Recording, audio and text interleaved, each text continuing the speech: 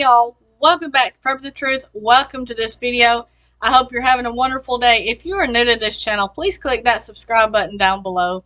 Be sure to tap the notification bell beside it so that you will be notified when I upload new videos. And as always, if you like this video, be sure to give it a thumbs up and don't forget to share. So if you thought the food shortages and all this mess was going to slow down, I've got another thing coming for you because it's just going to get a lot worse.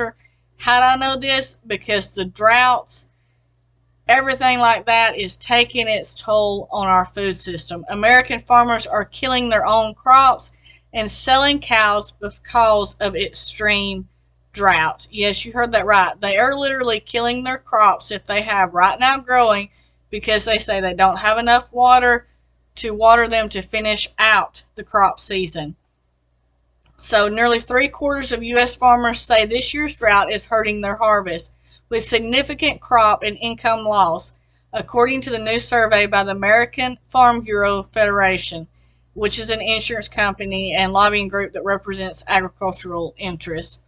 This year's drought conditions are taking a harder toll than last year's, as 37% of farmers said they are plowing through and killing existing crops that won't reach maturity because of dry conditions.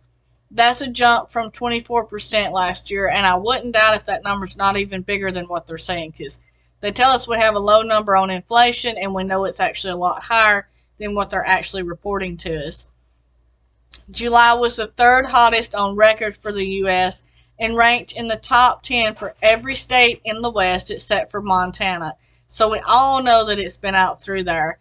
The week of August 6th reported rapidly intensifying drought that gripped the central and southern plains and mid-south, depleting topsoil moisture and significantly stressing rangelands, pastures, and various summer crops. They're also selling off herds. We've already done a report on that by the droves because they say they can't water them and there's not enough grass to feed them on because there's no water and it's just not growing. The effects of this drought will be felt for years to come, not just by farmers and ranchers, but also by the consumers.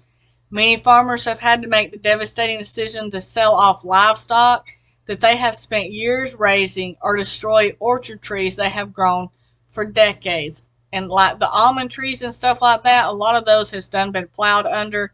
They started that, I believe, last year when they actually done that on a lot of that. Trees that were years and years and years old and had just started producing and been producing the last few years that takes years to actually get started, and they're just plowed under and they're gone. And that's not just something you can go back out there and plant and have a harvest at the end of the year. It just doesn't work like that. Farmers in Texas are being forced to sell off their cattle herds earlier than normal due to the extreme drought as water sources dry out and grass burns up, which we already knew that. The Lone Star State reported the largest reduction in herd size. They are down 50%, followed by New Mexico and Oregon at 43% and 41%. So we are talking about a 50% reduction in the herd. Animals that take years to grow to be produced is down 50%. That doesn't take long when you start doing that with the majority of your herds to cause a massive food shortage. That's going to cause a big dent in it. Not only with this drought, lake meads levels continue to fall, which is also putting stress on the energy. You can't produce power at a water power plant and stuff like that with no water in the dams and stuff. It just doesn't work like that. Tuesday, the federal government announced the Colorado River will operate in a Tier 2 shortage condition for the first time starting in January. That means that they are going to have to reduce their water usage even more. High inflation makes it harder for ranchers to salvage their land. The cost of diesel is still high, making it significantly more expensive to truck in additional water than in the years past.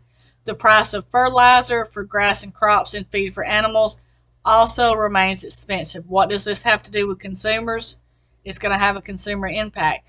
U.S. consumers can expect to spend more on certain food products because of the drought. Yes. All this stuff that's costing more because they're having to truck in water, the ones that does truck in water, and then the ones that are just not producing as much, they're going to charge you more for what they do have. For cattle and beef, once the market processes its excess animals sent to slaughter and has a smaller breeding herd to operate off of, price increases could be 6 months to well over a year. So within the next few months, you're going to start to see a major increase in the beef prices. We've already seen it go up, but you're going to be seeing a major one once this really kicks in. So that's not good either. We don't need anything to go up any more than it already is because people are already struggling. Fruits, nuts, and vegetables overwhelmingly come from states that have the high levels of droughts, but farmers have been forced to forego planting or destroy the orchards. This will likely result in American consumers paying more for these goods and either partially relying on foreign supplies or shrinking the diversity of items they buy at the store. In other words, you're not going to have these items to even purchase possibly in the store, so you're going to have to diversify to something else, which is food shortages. Empty shelves coming again. California grows 80% of the world's supply of almonds.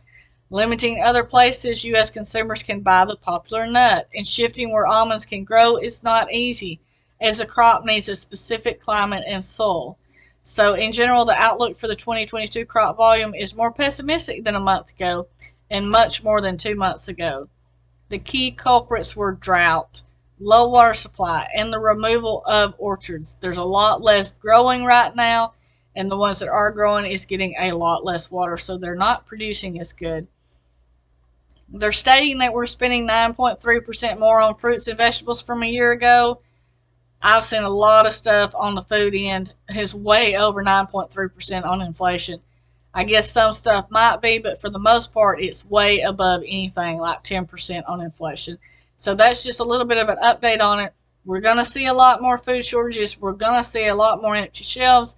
We're also going to see some major price hikes on some stuff that we haven't seen as much of to what's coming. So we've seen the prices raise a little bit, but we're fixing to see it really go up. Thank you so much for watching this video. I will see you in the next one. Stay safe, God bless you, and keep prepping.